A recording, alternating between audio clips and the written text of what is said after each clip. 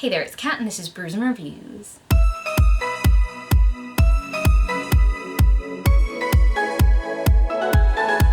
So today it's time for part 2 of my September 2020 wrap up. I had a lot of books to talk about in the last one. I went into too much detail, it was too long. I'm just gonna pick up where I left off. And that is with Time of Death by Alex Barkley. So this is one of the Rem Bryce thrillers and I actually really enjoyed it. I thought it was really interesting, but I definitely could have benefited from reading the first and second books before I read this one. I didn't think that would be the case because I read the fourth book before and I didn't need to have read any of the other ones. For this one, I definitely would recommend having actually read the series in order because there's a lot of throwback and I was like, who are these people? Am I supposed to know who they are? Yes, I was supposed to know who they were.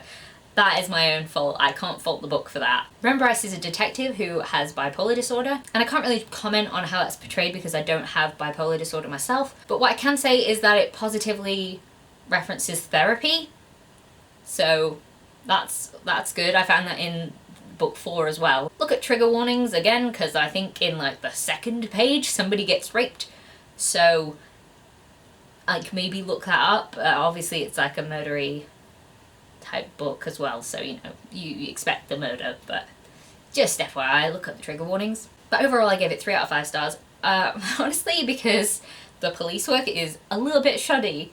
I feel like I guessed half of the things that were happening and I was like, come on guys, come on, you can guess that. Police work can lead you to the answer, but no, it could not.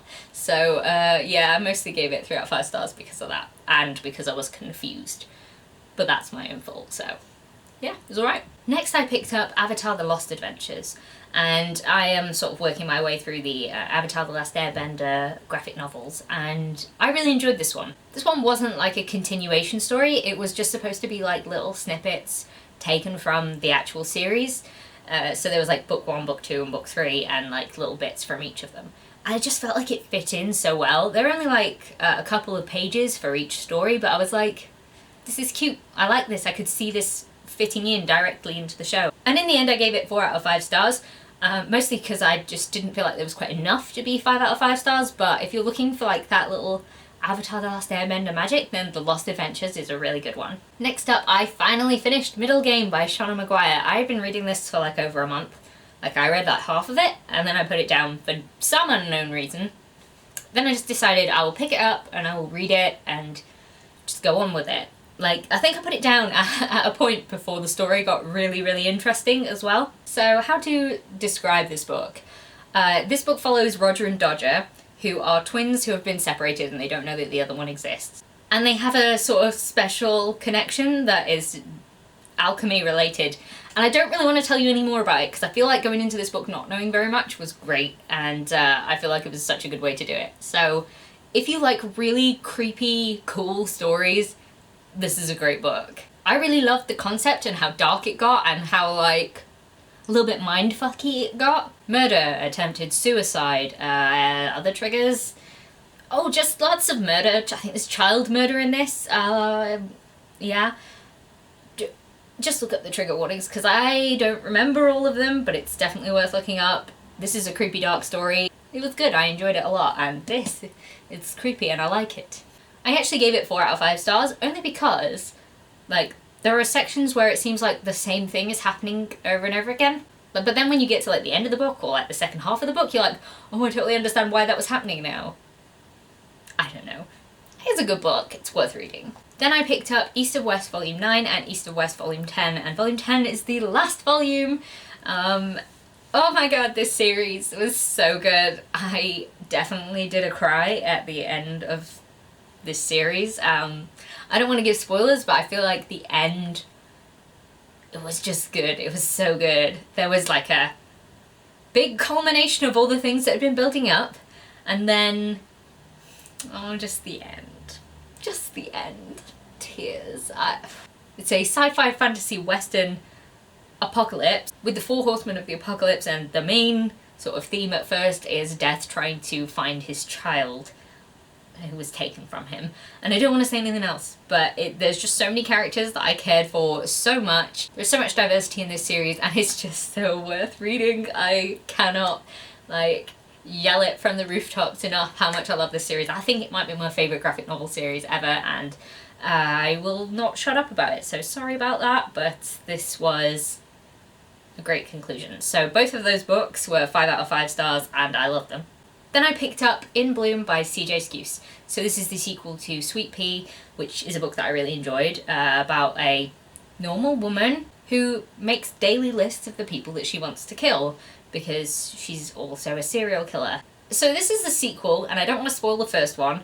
I think this one was a bit more grim, but Rhiannon sticks to her sort of dry humour that's kind of weirdly relatable, and I like the narration, so I feel like she's a good character to follow. Obviously she's a murderer though. Again, so many trigger warnings in this book, please look up trigger warnings. Yeah, I enjoyed it. It was good. I feel like it definitely left it in a good place for a continuation. I just didn't quite like it as much as the first one. I don't know, I felt like she had a little bit less of a plan in this one, and it's kind of focused on a thing that happens towards near the end of the first book that I don't want to spoil, but I didn't particularly enjoy that, so you know, that was fine. I gave it 4 out of 5 stars in the end because I did enjoy it, just not quite as much as the first one. Okay, and now we're moving on to the worst decision that I made this month. So I have a bunch of Daily Deal disaster books, which are basically books that sound terrible that I picked up off BookBub for free, and I sent up the list to my friend who picked out which book that I should read based on their title alone. Now, I don't know why I picked this one up at any point in time, but it was called Dirty Daughter. I don't remember who it was by, because I DNF'd it. I made it 79 pages into this book, and I was like, wow, everyone in this book is horrible. It literally started off with the mum hating the child, and the child who is 18, who's come back home for some reason, and then they yelled at each other for a bit, and they were both like bad people, like nasty people. And then the next chapter, the mum was dead. I don't know. And then the therapist that the mum was seeing, who, so technically like stepdad, not sort of stepdad, because it was dating the mum. Like, there's no incest in this book or anything like that, but it just is so, like, all of the people were horrible. Like, this teenage girl shows up in his office in, like, barely no clothes, and she's like, boobs, and he's like, I don't know, he just touched it with like, I hate it, I hated it so much. You know how many books that I have forced myself to go through, like black shelf books, like I can get through them. How bad has one of these books got to be for me to DNF it? It was really bad. No, it was not a good book, and we're not going to talk about it anymore, but like, no. So then I picked up The Assassin's Blade by Sarah J Maas, and this is basically because I am starting to read the Throne of Glass series, and someone recommended that I start with that one rather than Throne of Glass, because technically that's like the first book, it's a prequel to Throne of Glass, so I was like, maybe it'll give me a different perspective, because I didn't love Throne of Glass the first time I read it, and if I'm going to go back to read it to try and get to the third book, then maybe a different perspective will help. And I actually think it did. So I quite liked some of this book. I think that it finally provided a little bit of context to Selena's assassin capabilities. It was quite nice to actually see her do something, because I think in Throne of Glass, the first time that I read it, I was like,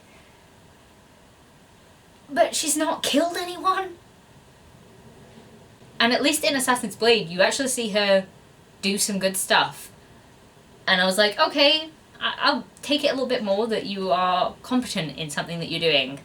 And it made me feel a little bit better about her arrogance, because I found her character quite arrogant. That's not necessarily a bad thing, but like, when you go into Throne of Glass and she's that arrogant and she hasn't backed it up, I'm like, why? Why are you that arrogant? Why are you like, I'm the best assassin, blah blah blah, and I'm like, I haven't seen you kill anybody at all, so... Anyway, I ended up liking her a lot more. I actually really liked the first 3 stories. I thought that they were pretty good. And then it sort of went downhill for me. I didn't really like Sam Cortland, which I know is a travesty to most people. Maybe it's just because I'm like old and cynical. I just kind of felt like they got together because, you know, they were two people of around the same age in the same place. It was like a convenience thing for me. I was like, there's no connection between you, but you love each other. And I'm like, there's no connection there. Also, one last thing. She is the most accomplished 18-year-old that I have ever read about in fiction.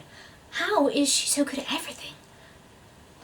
Like, she's a master assassin. She has learnt to ride a horse. She plays the piano forte. She's amazing in all of these weapons. She climbs things really well. She goes to dance class, she goes to the symphony, she gets her hair done, she gets her nails done, she goes shopping, she reads 3 books a day, and I'm like, I barely have time to do one of those things in one day. I mean, like, not this, like, I don't play piano or anything like that, and I don't kill people, but, you know what I mean. Maybe, like, I'll hoover and read a book, and that's all I can do that day, because I just can't fit anything else in. I don't know how, at 18 years old, she's managed to fit this much into her life. I just don't quite believe it. I just don't. So that was kind of a negative for me. I ended up giving it 3 out of 5 stars. I do think it's painted this series in a slightly better light for me, and it's made me think going into Throne of Glass that I will be a little bit more open to it than I would have been if I just started with Throne of Glass again. So that's okay. Then I rounded off the month reading 4 more of the Avatar, The Last Airbender graphic novels. So I started off with all 3 parts of The Search, and that is basically where the gang go on a little bit of an adventure to try and find Izuko's mother. I found some of it a little bit unbelievable. I don't really want to like spoil anything for the show, so please don't listen to this if you haven't actually finished the show yet. I mean, I know it's been out for ages and all that, but spoilers anyway. I just thought it was really unbelievable that they would just be like, oh yeah, come on Azula, that's totally fine, come out of your mental asylum, you're definitely not gonna try and kill us. It's like they totally forgot that Azula was a nasty bitch before she went crazy. I mean, I know there's a whole psychological thing there, but she was a nasty person. And that just did not change, and they were just like, yeah, no, it's fine, you don't even need to like put her in chains or something. Like, one of the things I really just don't understand is why Aang didn't take her firebending away. Like, it's just like a massive thing for me. I'm like, why did he not also take away her firebending? Because she'd be much safer and she'd be able to actually live like a normal life if she wasn't able to, you know, shoot lightning at people. But beside the point, and ignoring that, I like the general story. I like how it flashed back and forth between Ursa's story, and I like how it followed the gang. I also really liked the face spirit. That was really cool. Yeah, it was okay. I ended up giving the whole thing 3 out of 5 stars because I just couldn't forgive the Azula thing. I was like, you wouldn't go around with her. You just wouldn't. Like, I don't believe it. No. So then the last book that I read this month, it's not really a book, it doesn't really count. It's a very, very short story, short graphic novel. I think it was given away for like free comic book day, but I couldn't find it in a collection anywhere, so I just ended up reading this one on the own, because I am a completionist and I want to read them all. And that was Avatar: The Last Airbender, Rebound. It's a story about May going on like a rebound date, but it's not really a rebound date. I'm not going to say anything else because it will literally spoil what happens, but I just wanted to read about May. She's a great character, and I just wanted to sort of see what she was doing. It was alright. I gave it 3 out of 5 stars, because I don't really think you can give something that's 13 pages of a graphic novel more than that if it's not like something that's absolutely mind-blowing. And this wasn't. So it was okay, but like, that was all. Anyway, those were all the books that I read in September 2020. Have you read any of the books that I discussed in this video? Or the last video, you know, if you haven't already mentioned that, I don't know. So if you like this video, please leave a like, comment, subscribe. If you don't feel like leaving a comment, you could leave an emoji just to let me know you're still here, and that would be a-okay with me. I'll see you in the next one. Bye!